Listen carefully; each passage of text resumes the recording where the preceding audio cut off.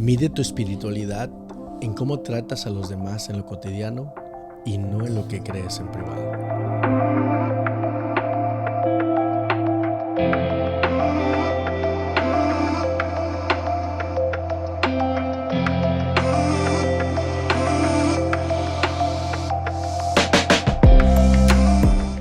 Hola, ¿qué tal? Bienvenidos un día más a nuestra comunidad en estudio, esta lección 11 que estamos aquí listos y dispuestos a comentar. ¿Cómo está Cristian, Daniel? Muy bien, gracias a Dios y bueno, siempre contento de estar con ustedes aquí. Gracias. Yo feliz también, feliz de verles aquí, contento también de poder conversar con ustedes ahí este tema tan interesante, ¿no? Definitivamente la lección esta semana se puso muy intensa y pareciera que ya parezco grabadora repetitiva cada semana, ¿no? Porque cada uno de los estudios se pone mejor y más intenso e interesante, ¿no? Para no perder tanto tiempo en cuestiones introductorias, ¿qué le parece, pastor, si nos dirige en Colosenses 4:6, que es el texto para memorizar y de ahí empezamos de una vez? Dice que su palabra sea siempre agradable, sazonada con sal, para que sepan cómo conviene responder a cada uno. ¿Cuándo fue la última vez que probaron un platillo y le faltaba sazón o sal? ¿Cuál fue su reacción? ¿Con quién estaban? ¿No queme nombres? Bueno, a mí mi ¿Qué esposa situación siempre era? me regaña, ¿no? Porque yo soy un poco bueno para la sal. Okay. Entonces siempre le echo un poquitito más. No debería, ¿no? No debería, no soy ejemplo aquí. Pero sí, a veces siento que ahí le echo un poquito de sal, ¿no? Me pasa igual y las esposas son así. Sí. Nos Yo cuidan, no nos puedo cuidan. decir lo sabe, mismo. pero ya pronto vas a ver. Pronto sabrán. Épale. No, pero sí puedo comentar un poquito, por ejemplo, en mi casa, creo que alguna vez lo he comentado con algunos hermanos, incluso con ustedes, cuando mi padre sufrió 2 infartos en un mismo día, recuerdo muy bien que él tuvo que cambiar su alimentación de raíz, y en la casa pues estaban los carnívoros, mi hermano y mi hermana, estaba el vegetariano, yo era vegetariano en ese tiempo, y mi papá era vegano, tipo que tenía que cuidarse de todo. Entonces yo recuerdo que mi mamá hubo un tiempo que cocinaba 2-3 comidas diferentes para todos. Y recuerdo que al final, después de tanta carga, pues nos pusimos a adaptarnos a la comida de mi papá. Y pues ya cada quien tenía que cocinar o hacer algo extra si quería, pero literalmente él tenía que comer sin sal, cero pizcas de sal. 0%. Entonces alguna vez me he topado con que me dicen, pastor, me invitan a comer, lo siento, no le puse suficiente sal. No, yo estoy acostumbrado, no siento la diferencia, ¿no? ¿Por qué hago esta pregunta? Porque justamente el versículo de esta semana nos empuja, nos lleva a que nosotros podamos cuidar nuestra manera en la que nos relacionamos con los demás, no solo en los actos o en las acciones positivas, sino incluso en la manera en la que nosotros nos referimos y hablamos con los demás, ¿verdad? Pero bueno, vamos a iniciar con Colosenses 3:18, vamos a empezar a leer desde allí, al menos unos 2-3 versículos iniciales, y empezamos de lleno con los cónyuges y los hijos. Pastor, nos dirige. 18 dice: casadas, estad sujetas a vuestros maridos como conviene con el Señor. Perdón, pastor. En el Señor. Perdón. Si yo detuviera este estudio aquí y nos sacamos un pequeño reel aquí, creo que muchos de los grupos sociales de hoy en día que se autodenominan minoría nos funarían tremendamente con esto. Y de hecho hay un gran pensamiento en el mundo en general, incluso secular, que pues tildan a la Biblia de machista con respecto a las responsabilidades que tiene que tener sí o sí la mujer con respecto a su esposo, ¿verdad? Hago esta intervención porque nos quedamos muchas veces solo con este versículo. Sin embargo, la Biblia trae más. Pastor. Dice el versículo 19, dice: maridos, amad a vuestras mujeres y no seáis ásperos con ellas. Si algo Pablo siempre tenía era el equilibrio, ¿no? Claro. Y en varias otras oportunidades, no solamente aquí en Colosenses, en Timoteo también, cuando habla acerca de estas cosas, ¿no? Trata de darle un equilibrio a lo que tiene que ver el trato entre hombres y mujeres. Y como tú bien decías, no significa que esté bien dicho, pero es lo que la gente cree en cuanto a las posturas que toman cuando toman los textos bíblicos en relación a lo que Dios dice de lo que debiera ser la conducta de la mujer. Y se basan solamente en esto, como si uno leería solo ese versículo: está sujeta a vuestros maridos como en el Señor. Y entonces que la mujer esté sujeta absolutamente a todo, incuestionablemente a lo que su esposo le pida, ¿no? Y la palabra de Dios no se trata de eso, sino que inmediatamente le coloca la responsabilidad, digamos, la balanza. Sí, la balanza en cuanto a qué tipo de amor nosotros como esposos debiéramos tener hacia nuestras mujeres, ¿no? Hacia la esposa. No seáis ásperos con ella, ¿no? Que nacen, de necesidades diferentes. Incluso he escuchado a algunos psicólogos cuando hablan de este pasaje, que también Pablo, aparte del equilibrio que presenta, el enfoque también de la figura de Dios como padre, ¿no? Y esposa a la iglesia, hay una tercera manera de poderlo interpretar desde la necesidad. El hombre tiene diferente necesidad que la mujer, y en la vida aplicativa de nuestros matrimonios en la iglesia, pues es importante entender el por qué Pablo hace esa aclaración, ¿no? Porque pues la mujer tiene una necesidad de ser proveída, de ser protegida, de seguridad en general.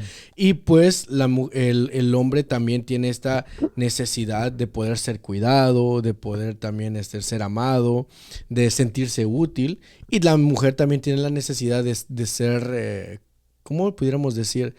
Sentirse importante y que le hablen bien. Amada y frágil, ¿no? Sí, esa era la palabra que estaba buscando. Gracias, doctor. Frágil. Bueno, sigamos con el 20 y el 21 porque tengo una pregunta que discutir con ustedes dos. Dice, hijos, obedeced a vuestros padres en todo porque esto agrada al Señor. Y padres, no exasperéis a vuestros hijos para que no se desalienten. Dani, voy directo primeramente contigo y luego con usted, Pastor Cristian. ¿Es lo mismo ser buen padre y buen esposo? ¿Se puede ser buen padre y mal esposo? Etcétera, etcétera. Pensamientos. Yo creo que no es lo mismo, pero va muy de la mano, ¿no? Okay. Yo creo que uno de los mejores regalos que uno le puede dar al hijo es ser un buen esposo. Porque de nada sirve, yo voy a ser un buen padre, pero trato mal a mi esposa, no la escucho. O sea, al final el hijo, yo lo que me he dado cuenta en estos cortos 2 años ya prácticamente de padre, es que el hijo va a aprender en su mayoría de la vida al final de lo que ve, más de lo que le digas con tus palabras, ¿no? Entonces, creo yo que, como digo, uno de los regalos que uno puede darle al hijo es amar a la esposa con todo, ¿me entiendes? Porque al final es lo que ella también después va a proyectar en las decisiones que va a tomar para su vida. Entonces, creo yo que no es lo mismo. Requieren esfuerzos diferentes, ¿no? Requieren responsabilidades diferentes, pero van demasiado de la mano, creo yo, ¿no? Eso es lo que creo. Sí, en mi corta experiencia, ¿no? Van de la mano, aunque son amores diferentes, ¿no? Son amores diferentes. Sí. Nosotros ya estamos por cumplir 30 años de casado con Mariela y estamos pasando ahora el tiempo de... Ustedes se ríen porque ustedes están cumpliendo 30 años. Sí, porque tenemos 31 claro, años. Toda nuestra vida. Ustedes nacieron. Me la estaba aguantando de decir. Yo estoy cumpliendo 30 años también, así, igual que ustedes. Pero 30 años. Y ahora estamos viviendo la experiencia de lo que se llama el nido vacío, ¿no? Para lo cual uno tiene que prepararse para eso, ¿no? Porque de pronto ahora estamos solos y estamos disfrutando este tiempo realmente, ¿no? Porque es otra etapa de la vida. Pero en algunos casos hay parejas que esto les afecta porque ya no tienen aquello que los unía o que los vinculaba, que eran los hijos, ¿no? Porque el diálogo siempre giraba en torno a los hijos, a lo que los hijos tienen que hacer, a lo que los hijos están haciendo, que la escuela, que los deportes, que las actividades, que la iglesia, que el club de conquistadores. Y cuando eso pareja, ¿no? Sale de entre medio, ¿qué queda? Entre ellos, ¿no? Entonces, y esa es la crisis que muchas parejas pasan, ¿no? Entonces, para eso uno tiene que prepararse desde antes y preparar actividades propias para que pueda volverse a unir la pareja y el matrimonio, ¿no? Entonces, cuando hablamos de la relación, por eso, indudablemente que la iglesia de Colosenses estaba pasando por cuestiones que tenían que ver con relaciones, ¿sí? Porque Pablo está hablando de todas las relaciones posibles. Está hablando de los esposos, está hablando de los padres y los hijos, está hablando de los siervos y los amos, ¿sí? Y está hablando de la relación de la iglesia también. faltan algunas relaciones parentales ahí que son a veces conflictivas, pero Pablo trata de decir, miren, todas estas cosas tienen que ver con las relaciones propiamente. Por eso el título de la lección es vivir en comunión con los demás, vivir en comunión en todas las relaciones que hay dentro del vínculo familiar, porque podemos ser buenos padres, pero malos esposos. Claro. ¿Se puede? Sí.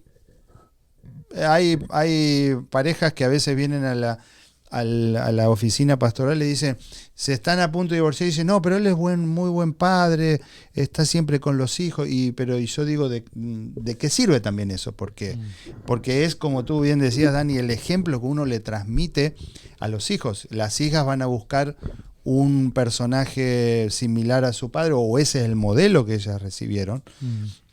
Los hijos van a buscar una mujer o van a sentirse más atraídos de una mujer que sea parecida a lo que vieron en su casa, ¿no? Entonces, por eso es tan importante el ejemplo que nosotros le podemos transmitir a nuestros hijos, claro, de lo que es las relaciones dentro del vínculo matrimonial, ¿no? Correcto. Y es que muchas veces cometemos algo como padres, y lo hablo en plural para involucrarnos todos, pero estoy investigando un poquito acerca de este término, no sé si lo han escuchado antes, se llama alienación parental. O parental, alienación parental. ¿Qué significa esto? Es cuando uno de los cónyuges, madre o padre, hace como una campaña de desprestigio en contra del otro para favorecerse de los hijos. Y la estadística dice que en Estados Unidos 4 de cada 10 matrimonios han empleado esta estrategia, que incluso es perseguida por la ley cuando hay algún tipo de separación o divorcio. Y eso marca mucho a ver quién se queda de la patria potestad cuando se descubre, ¿no? Entonces, esta pregunta es un poquito tricky, tal como ustedes lo habían comentado, porque si eres un buen esposo y tienes hijos, va de la par con poder cuidar de ellos. Pero si te presentas como el gran padre proveedor, de aquel que da tiempo y regalos, etcétera, de cierta manera estás acaparando la atención de los hijos y por ende estás afectando también a la de tu cónyuge, la cual pretendes decir que amas, ¿no? Entonces, esta es una cuestión que se vive en la realidad de nuestras iglesias, en nuestras familias, y es importante que le demos voz y que podamos tener cuidado de ello, porque algunos de los principios que justamente Efesios 5:21 en adelante nos van mencionando, dice, esta sugestión a una sola mujer, ¿no? Esta sugestión dentro de un sometimiento mutuo, o sea, tiene que haber un apoyo uno al otro, ni uno está por encima del otro. Claro que dice, claro, el hombre es la cabeza de la casa, pero la mujer es el cuello, dicen por ahí las buenas lenguas, ¿no? Entonces, tiene que haber una reciprocidad en la cuestión de autoridad. Dice, amarlas con el mismo amor que Cristo nos amó en el versículo 25, ser responsables del bienestar en el 29, no ser ásperos, etcétera, etcétera, etcétera. Entonces, tomando un poquito lo que Daniel comentaba, lo que se comentaba, creo que es importante buscar no un equilibrio, sino la excelencia como esposos y la excelencia como padres. Qué interesante, ¿no?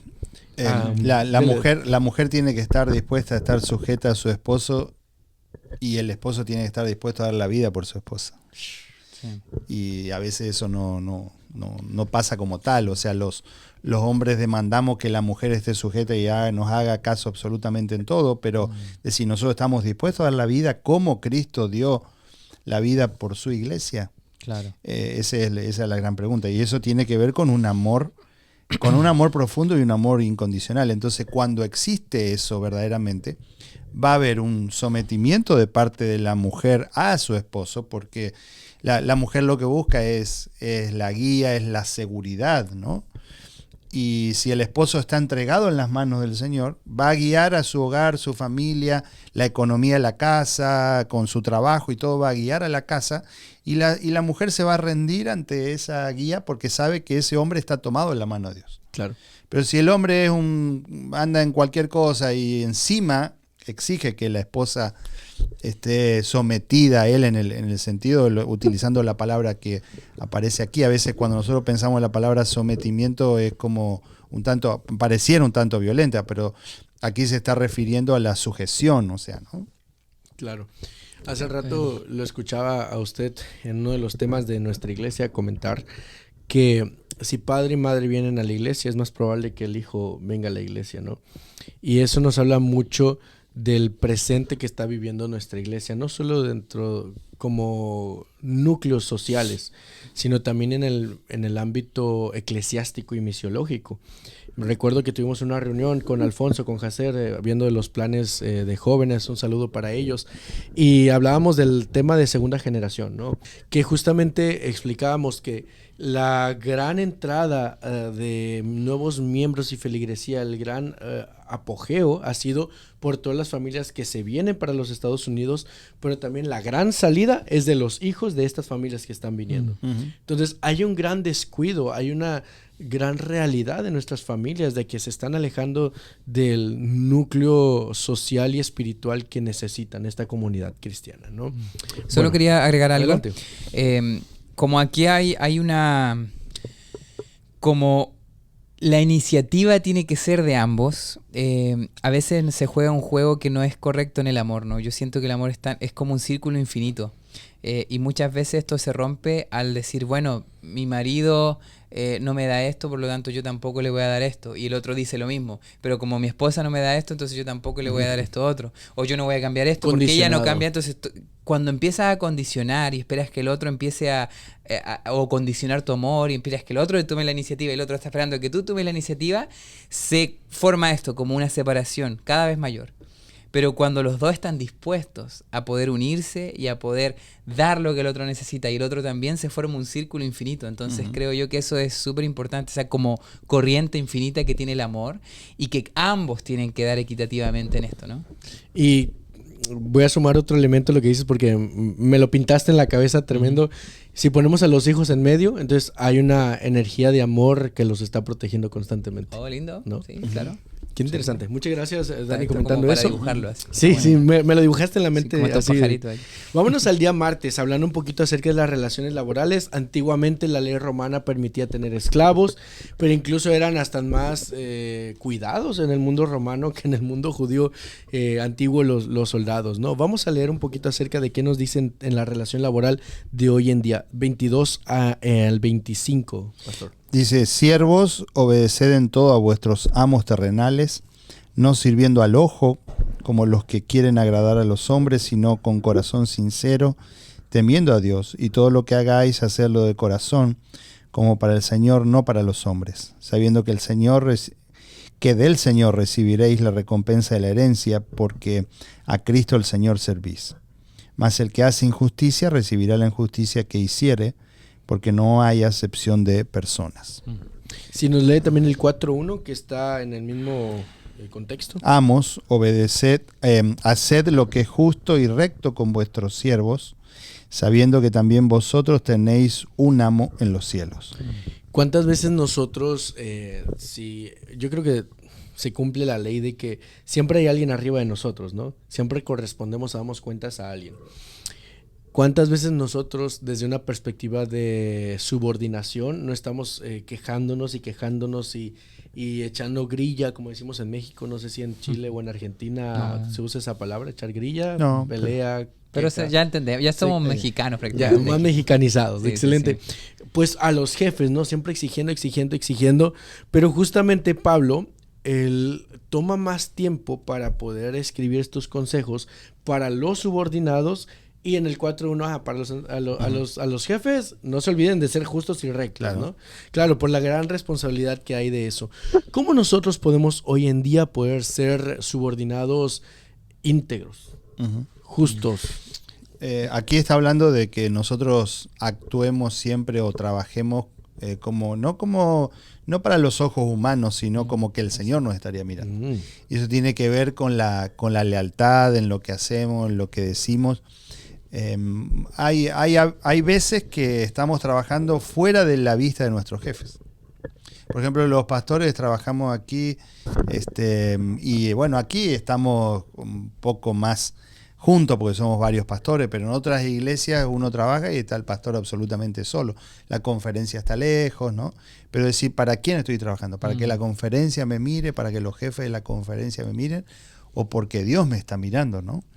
Y así nos puede pasar en las tareas laborales que nosotros hacemos cotidianamente, decir, pensar que es Dios el que nos está mirando y que seamos leales, fieles en el trabajo que nos toca hacer, como que el Señor nos está mirando cada momento, que es lo que sucede, ¿no? Ese es el mensaje que le da a los siervos, a los empleados, podríamos decir. Hoy no es tanto de amos y siervos, sino de empleados y empleadores. Y a los empleadores le dice, haced todo lo que es justo y recto con vuestros siervos, con vuestros empleados. Sabiendo que también vosotros tenéis un amo en los cielos, lo que tú decías recién. Como nosotros tratamos a los que están bajo nuestra subordinación o que están empleados por nosotros, cuán bien le pagamos, por ejemplo, o cómo los tratamos, con la dignidad que los tratamos. Hay gente que a veces, porque tiene ciertas personas que trabajan bajo su esfera, que puede ser alguien que trabaja en nuestra casa, haciendo la limpieza, un empleado, lo que sea, ¿no? O a veces nos toca ser jefe, aunque no seamos los dueños del lugar, pero sí tenemos una posición de jefe y tenemos personas que están a nuestro cuidado. Es decir, ¿qué tipo de trato le estamos dando? Claro. ¿Sí? ¿Cómo nos gustaría que nos traten a nosotros? Y sabiendo que el Señor está por encima nuestro también, ¿no? Hay algo que es importante, lo que es justo y recto. Vivimos en tiempos donde la productividad, el tema del consumismo, de que un negocio se basa en cómo puedo gastar menos, ahorrar aquí para ganar más, ¿no? Uh-huh. Y esa es la mentalidad del mundo hoy. O sea, si yo voy a hacer un negocio, voy a tratar de pagarlo menos, el capitalismo, ¿no? Voy a tratar de pagarlo menos, disminuir ahí gastos para poder conseguir y yo ganar más. Y ahí se forma una desigualdad tremenda. Entonces yo creo que hacerlo justo y recto también es un mensaje para aquellos emprendedores, aquellos que tienen negocios. No es justo que tú sigas los parámetros que el mundo tiene. Yo creo que tenemos que dar el ejemplo, no solamente, pero yo soy simpático, soy buena onda con mis empleados, pero les pago una miseria y yo gano. Claro. Entonces creo yo que tenemos que dignificar también en esa parte y hacer muchas veces contrario a como el mundo opera, ¿no? En estas cosas que son tan importantes también, ¿no? Claro. Me gustaría hacer como un comentario así de una experiencia que tuve. No voy a mencionar nombres, pero tuve una experiencia en Massachusetts previo a ser pastor. Pues era contador, ¿no? Hacía taxas, era contador general en una compañía. Y recuerdo muy bien en Massachusetts que conocí al que fue mi jefe, el presidente de la compañía, que él quiso justamente dignificar el trabajo del hispano. Él por mucho tiempo trabajó en una de las compañías más grandes de Estados Unidos de la Lab Science, de hacer trabajo biomédico, y él se salió de allí, abrió su propia compañía y empezó a darle empleo a puro latino que había estudiado en su país o que estaba tratando de salir adelante en este país con estudios de acá, dignificando el salario, porque solo por ser de otro lugar ya ganabas menos que alguien que hacía tu mismo trabajo, pero que estaba aquí y con la misma preparación. Claro. Y eso me llamó muchísimo la atención de él. Él le mando un gran saludo, él sabe saludos, amigo, de quién estoy hablando, y me dejó muy marcado de manera positiva en ver que sí se puede, y si nos ponemos en manos de Dios como trabajadores se pueden lograr grandes cambios. Tengo una pregunta más para ti, Dani, antes de llegar al cierre de nuestro estudio de hoy, que siento que ha ido volando, pero hemos estado ahí dialogando en la escuela sabática de muy buena manera. Creo que no lo viste, pero creo que el día de hoy o ayer te mandé un reel que hablaba acerca de... Quizás lo vi, pero no te respondí. A veces veo y no te... Disculpa. No, está bien. No me quería enfocar en eso, sino en la cuestión de este reel que decía, ¿cómo puede un cristiano, doctor, por ejemplo, ser espiritual mientras está operando? Pero a un cantante adventista, a un cantante cristiano que toca aquí con nosotros, cuando lo vemos tocando en algún otro lado, como mariachi, que trabaja de mariachi, o tocando música, rentándose para dar serenata, ¿no? Lo satanizamos porque usa su don, pero también es su profesión para otra cosa. Pero a los maestros, a los doctores, no les decimos, hey, tienes que solo trabajar en la iglesia. Solo trabajar para la iglesia, me explico. Entonces, en este ámbito, y más que tú tienes un ministerio personal y con tu hermano musical, ¿cómo has vivido esta experiencia de espiritualizar tu profesión y tu vocación fuera del trabajar para la iglesia? Sí, yo creo que acá la clave es lo que decía Pablo, ¿no? Como trabajar para el Señor y no para los hombres, para que eso cambia todo, porque el trabajar para Dios no tiene que necesariamente decir, bueno, yo voy a hacer camiseta, ese es mi trabajo, mi emprendimiento, entonces le voy a poner versículos bíblicos a cada camiseta, ¿viste? O bueno, tengo que necesariamente, si soy diseñador gráfico o diseñador de casas, arquitecto, tengo que ponerle en las paredes Filipenses 4:13. Siempre un altar de oración, porque... No, eso no es la misión, o sea, no es la misión es más que simplemente explícitamente hablar de Dios, ¿no? Claro. Está en cómo tú lo haces, está en cómo es la calidad de lo que tú haces, es la entrega, es la pasión, el tiempo que dedicas. Y creo que eso se puede hacer haciendo música que explícitamente nombra a Dios, o también música que sea de calidad, como mi hermano, por ejemplo, que hace música clásica y toca con excelencia, y él puede alabar a Dios también haciendo eso si lo hace de todo corazón. Él siendo excelente. Entonces, claro. al final eso trasciende el tema de quién es mi jefe al final, para quién hago lo que hago, ¿me entiendes? Y eso yo creo que marca, porque al final, con el ejemplo de la música, yo creo que no existe música cristiana en sí, lo que lo hace cristiano es la letra, pero lo que existe son músicos cristianos haciendo música, ¿no? Okay, porque la persona es la cristiana y al final el producto que va a ser, ¿me entiendes? Porque no le puedes, es como que digas, bueno, una bicicleta cristiana, ¿no? No existe algo intangible cristiano. El único que puede seguir a Jesús es el ser humano. El ser humano. Y cuando él sigue a Jesús, todo lo que hace va a darle la gloria a Dios. Queda pendiente grabar un podcast especial hablando de este tema. Yo creo que es demasiado importante de clarificar, porque justamente el cristiano es la persona, no lo que estás haciendo, porque si no, pudiéramos hablar que puedo tener yo una doble vida, una vida mundana, incluso satánica, y andar escribiendo letras espirituales para la iglesia y...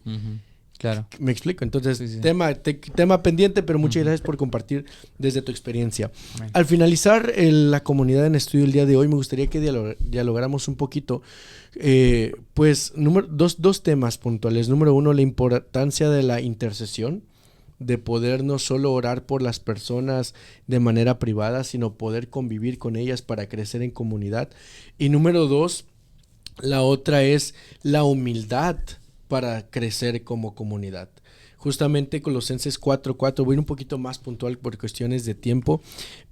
Colosenses 4:4, ¿se me ayuda a leerlo, pastor? Sí, para que lo manifieste como debo hablar. Esa palabra, como debo hablar, del 2 al 4, nos habla de que Pablo, a pesar de que ya tenía experiencia expresándose, hablando, escribiendo, él siempre buscaba la manera de llegar de manera eficiente a su público. Y cuando digo público no hablo de un auditorio, sino a la gente a la que iba dirigida cada carta. Entonces, ¿cómo podemos, en una conclusión personal de cada uno de ustedes, poder combinar la humildad para recibir instrucción, para poder mejorar y convivir en familia, / con la intercesión y la convivencia unos con otros? Yo creo que todo esto por lo cual Pablo viene hablando, que son los deberes sociales de la nueva vida, ¿no? El título, por lo menos en mi Biblia, aquí la Reina Valera 1960, en el capítulo 3, a partir del versículo 5, habla de la vida antigua y la vida nueva, ¿no? Y entonces ahora ya lo aplica después de hablar y decir que nosotros fuimos bautizados por Cristo y dejamos el viejo hombre murió y ahora nacemos a una nueva vida. Ahora lo trae al juego, digamos, el juego diario, ¿no? Cotidiano. Sí, lo es decir, práctico. ¿cómo nosotros vamos a demostrar que somos nuevas personas en Cristo? En una relación matrimonial. Por eso le habla a las mujeres, a las casadas le habla a los maridos, habla a los hijos, habla a los padres, habla a los empleados, habla a los empleadores.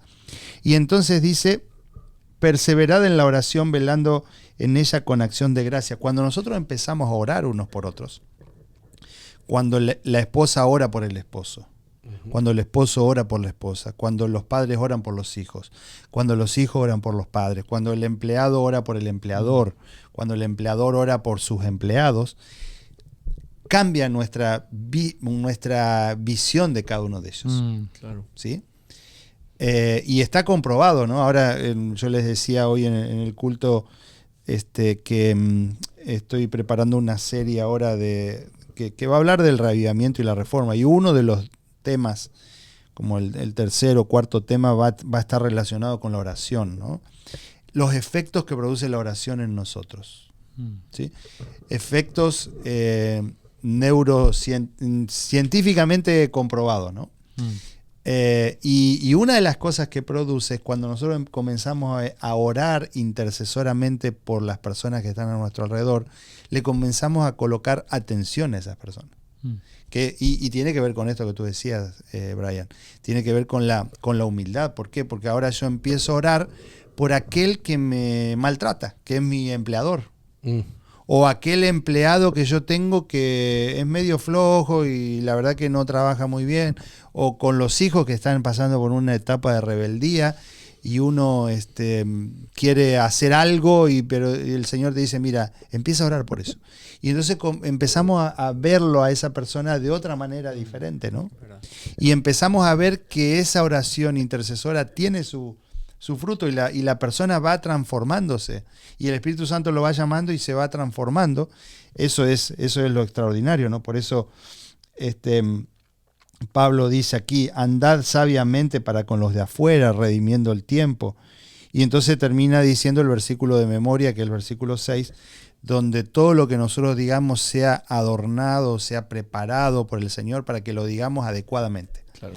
Y en esas relaciones, muchas de las cosas que son ásperas se suavizan porque el Señor nos guía a poder suavizarlas.